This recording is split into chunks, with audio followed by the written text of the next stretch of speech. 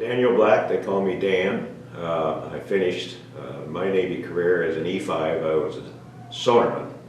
So then I became a sonarman in a helicopter Anti-Submarine Squadron, which was based at Reed Field, which is south of San Diego. Helicopter Anti-Submarine Squadron 4. As an air crewman, we went through the same training in survival school as the pilots. And we went to survival school, it was in San Diego, and they taught you, obviously, how to get out of at that time, how to get out of a harness in a cockpit with a Mae West on. And I don't know if you've ever heard of the Dilbert Dunker before? Well, at the survival school, they have something called the Dilbert Dunker. And what this is a big platform. It was like just the cockpit of a Hellcat or a Corsair, I forget, it was a World War II plane, and it's up on top of this platform, and I'm guessing that platform is 25, 30 feet high. And you get up in there, and they strap you in. This is over the top of a pool. The pool's probably, I'm going to say the deep end is probably 20 feet because it's a pool they use for this purpose. So you get in there, and you got your Mae West on, your flight suit, strapped in with a full harness and everything. And then they cut it loose, and this cockpit goes down and tips over upside down like this into the pool.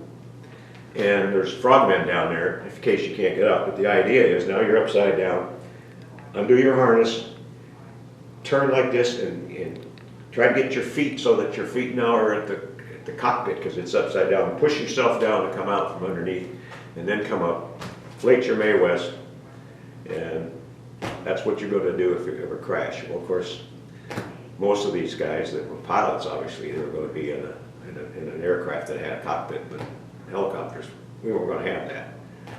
Your only hope was that somehow you could get out. But you know, you just didn't think about it. It was sort of the thing that maybe at that age you don't think about it. It just happens.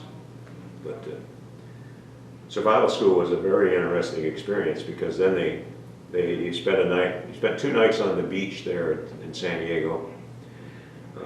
Because you had to be in and out of the water, and they did some practice picking them up out there too. You got practice being picked up by somebody. And then they sent you up to the mountains. This is the mountains up in San Diego mountains. And you spent 3 days up there. No food. They didn't give you any food at all. And all you had on was your flight suit. And the whole idea was that there was a group of airmen and air crew, both of us enlisted and the officers, and they were supposed to they briefed us, get from point A to point B without getting captured. And of course, who's going to capture us? They're Marines. So the Marines are out there, and you're supposed to try to get from here to there. And you had maps and things, and I don't remember all the details other than this was on the 2nd to 3rd day. I got captured. And they put me in the back of a truck with 4 or 5 others. And they took us to the camp. This was supposed to be, you're a prisoner of war now. And you've seen those little huts that they've seen for real. And they put you in the hut for a while, and it was hot.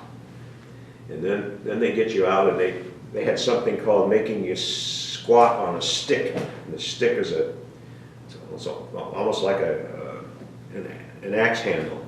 It's very stiff. And they put it behind your knees and make you squat. And it was so painful, you know, and then you'd fall over, and then because you had your hands tied behind your back. They treated us like prisoners. They treated us like dirt because Marines probably got a kick out of doing it to the Navy. It was all fun and games, but it wasn't any fun. But that was part of survival school. And it was, all you could say about survival school was, oh, I'm glad we made it through.